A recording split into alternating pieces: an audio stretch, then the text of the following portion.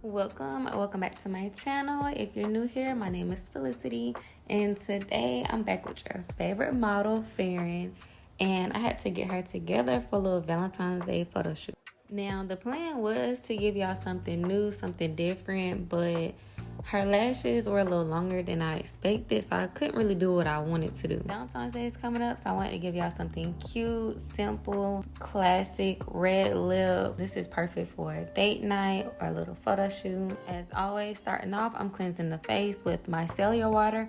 I do this on every client, even if they come in and say that they just wash their face. I'm still going to cleanse it. It softens the skin up, removes any dirt, debris, or any oils from the skin.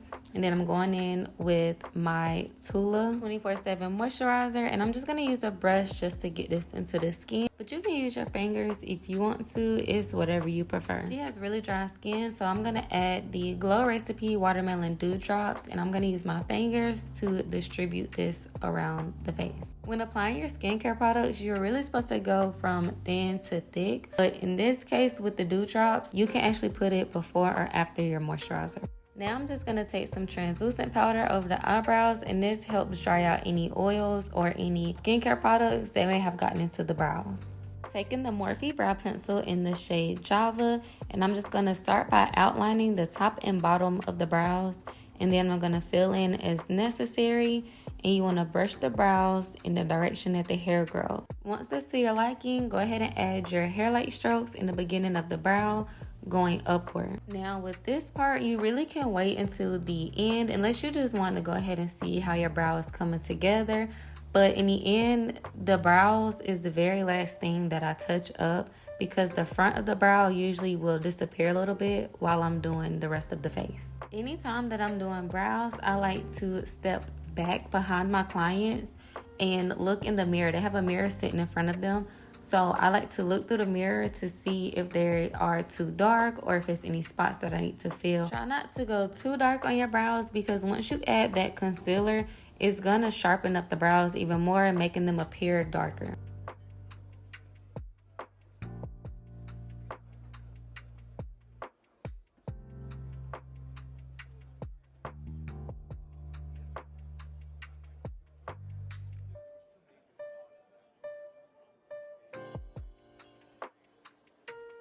Taking the black opal foundation stick in the shade Suede Mocha, and I'm just going to bronze up the cheekbones, the forehead, and the nose.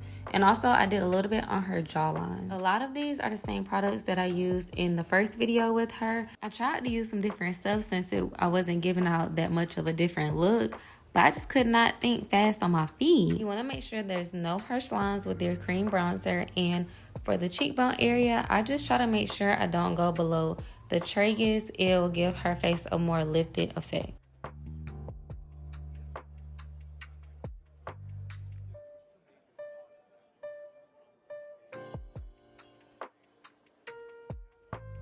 To snatch the nose, I always take the bronzer into the beginning of the eyebrow, and that's why I said the beginning, like the hair strokes and the eyebrows will kind of fade away because of this part. I take the two sides and get them as close as possible without them touching. The further apart that your lines are, the wider your nose is going to appear, and the closer they are, the more snatched your nose will look. It's easier to practice with cream bronzer, because if you feel like you added too much, you can easily blend it away, whereas with powder, it's harder to cover up. Taking the NARS foundation in the shade Tahoe, I'm going to apply this under the cheekbones, the chin, and her forehead. With the forehead, you're going to go ahead and carve out the top of the brow.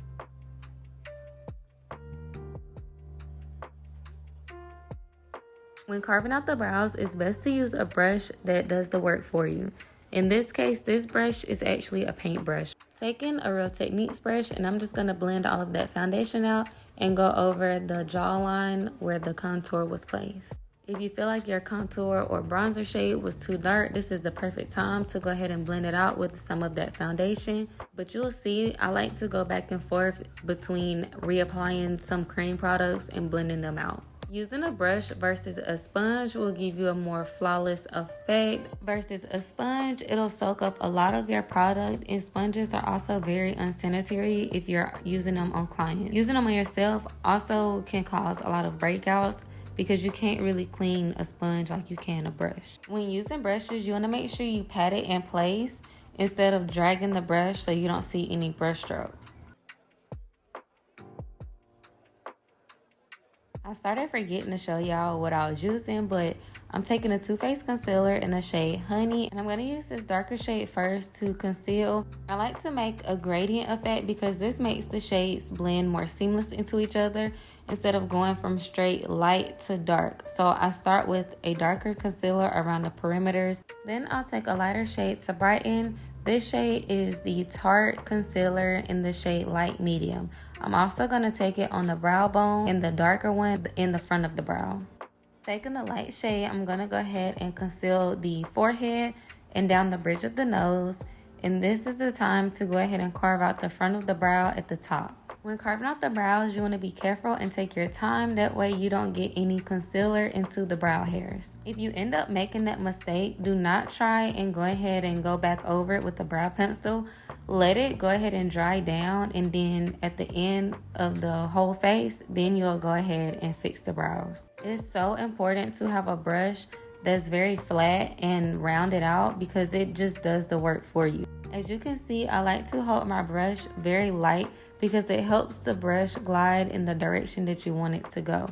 This also helps you to not disturb the makeup underneath because you're very light-handed. Instead of being rough on the face, it'll start breaking up the makeup. Blending out the concealer, I'm going to start with the chin, and then I like to go ahead and blend out the perimeters where I added the darker concealer. This helps prevent the under eye and other areas from getting way too light. If you're using a more drying, matte, thick concealer, I would not recommend letting it sit on the face as long as I did because it's going to be hard to blend out.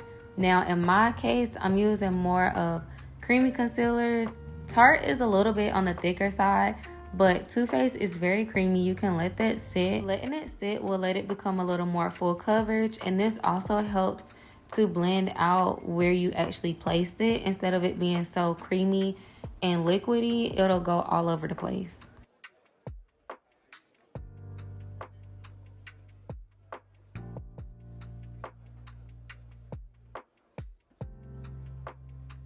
I'm going to go ahead and blend out the lighter concealer under the eye, and I try to leave the under eye last because it's going to start causing more creasing if you go ahead and blend it out and let it sit under there. If you feel like you have too much concealer on the brush or on the face, then I always like to keep a piece of paper towel handy, and I'll take that brush and just, wipe it on the paper towel to get some of the excess off.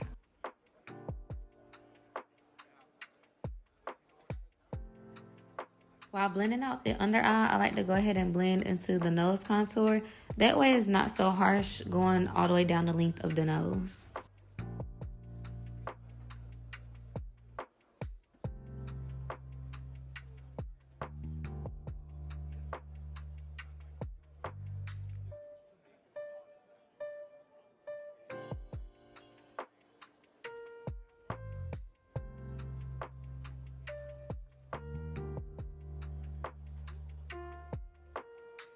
This is the time to add some bronzer back to the face if any got taken away, or go ahead and take your foundation brush to blend all over to make sure there's no lines of demarcation.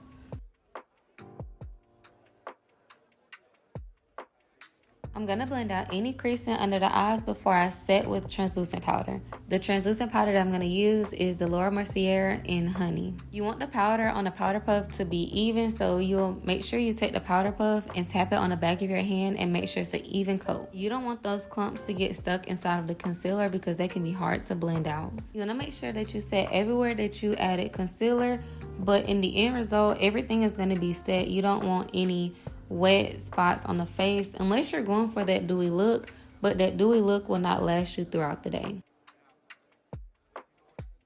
And don't mind my child in the back if you see her. Just like everything else for makeup, powder is buildable, so you want to make sure you go in with the thin coat first and then add more if you need to. You don't want to go straight in with a lot of powder because that's where it'll start becoming cakey.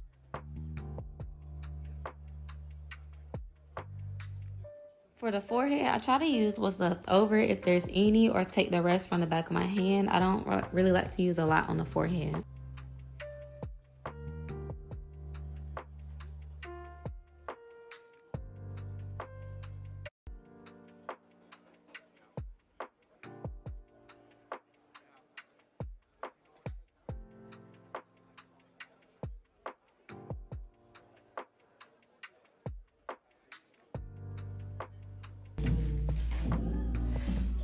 Really? You would keep moving. I really forgot. I be trying to cover your face up. Taking the Fenty bronzer in the shade Coco Naughty, and I'm just gonna go and set over all the areas that I used cream bronzer.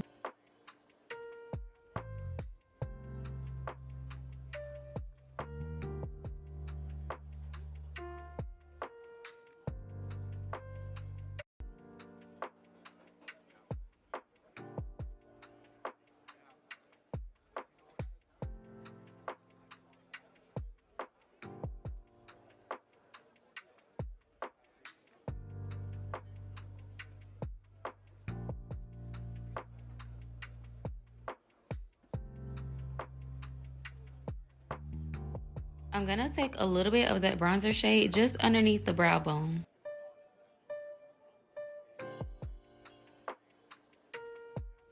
Using the Juvias Place Warrior 2 eyeshadow palette, I'm gonna take that dark brown and just tap it all over the lid. I usually would use just like the bronzer shade, but I decided I wanted to go for more of like a dark chocolatey look.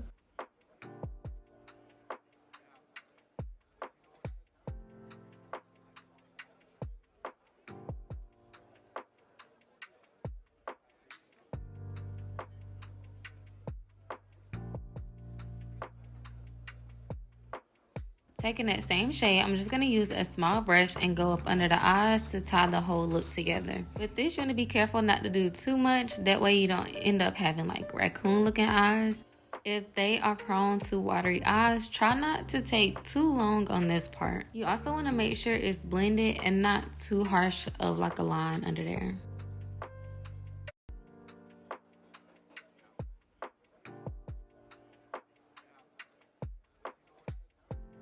Now I'm going to take my NARS blush in the shade Exhibit A, and I'm just going to apply that right in between the bronzer and under the eye. I like to put it directly under like the corner of the eye because I feel like it gives more of like a baby doll look.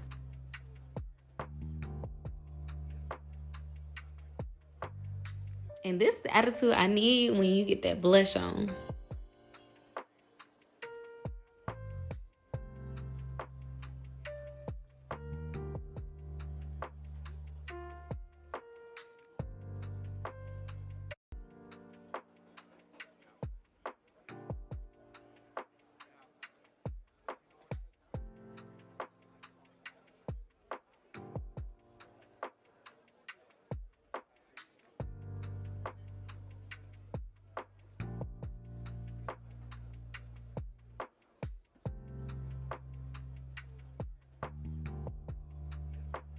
I want to blend the blush and the under eye more together. So I'm taking the Onesize foundation powder in the shade Light 4. For this part, you can use a brush or a powder puff, and you just want to take it right up under the eye and blend it into the edges of the blush. This is also good to do for darker skin tones. If you feel like it's starting to give like an ashy look, this helps bring back some color back into the face.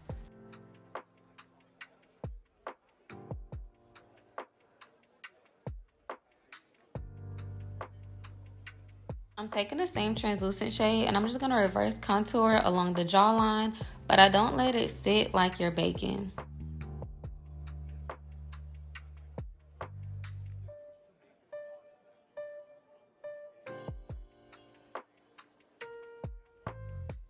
Set in the face with the Morphe Prep and Set Continuous Setting Spray, and I'm just going to make sure her face is wet. You don't want it drenched, you don't want it dripping, just like wet. I only highlight the nose, and I'm using the Makeup by Mario highlighter in the shade Honey. We wanted a little bit more dramatic, so we decided to give her a cat eye, which I don't know why I decided to do because it was really hard to get in there with her lashes in a way. And then I don't know if you can tell, she has kind of like that fold in the corner of her eyes, so it was a little challenging, but we got it done. Let me not lie, child. It wasn't challenging. It was just annoying. But I'm using the Inglot Gel Liner 77 and like a small angled brush.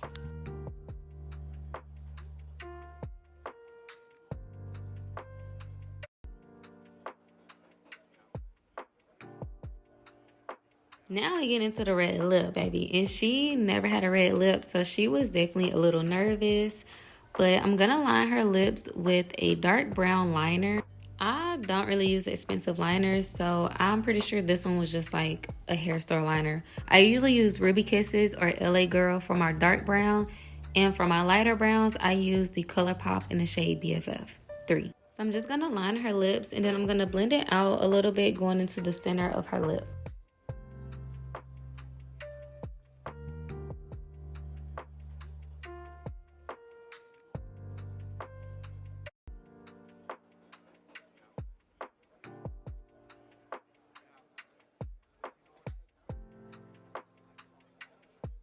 I knew you was gonna say that. Oh, wait. Okay, go ahead. She was nervous for real, but I feel like red looks good on anybody. You just gotta know what shade to use because reds can have a more orange undertone or a blue undertone. And some people can do good without a lip liner. I personally use lip liners first. But this is the Maybelline Matte Ink in the shade Pioneer.